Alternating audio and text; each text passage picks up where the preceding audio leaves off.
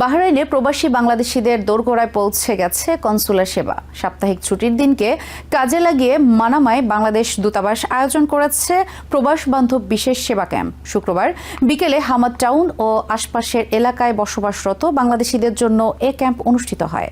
এতে প্রায় ৩০০ প্রবাসী বিভিন্ন ধরনের সেবা গ্রহণ করেন। সেবার মধ্যে ছিল পাসপোর্ট সংক্রান্ত কার্যক্রম, জন্ম নিবন্ধন, আইনগত সহায়তা, ওয়েজ আর্নার্স সদস্য পদ নিবন্ধন এবং বিনামূল্যে চিকিৎসা সেবা। ক্যাম্পটি পরিদর্শন করেন বাংলাদেশ দূতাবাসের রাষ্ট্রদূত মোহাম্মদ রইস হাসান সরওয়ার। বিনামূল্যে চিকিৎসা সেবা পেতে প্রবাসীরা কৃতজ্ঞতা প্রকাশ করেন। ক্যাম্পে দূতাবাসের ঊর্ধ্বতন কর্মকর্তা সহ সংশ্লিষ্ট কর্মচারীরাও উপস্থিত ছিলেন। দূতাবাস জানিয়েছে, প্রবাসীদের সুবিধার্থে এ ধরনের কনসুলার সেবা কার্যক্রম ভবিষ্যতেও বাহরাইনের বিভিন্ন এলাকায় পর্যায়ক্রমে চালু থাকবে।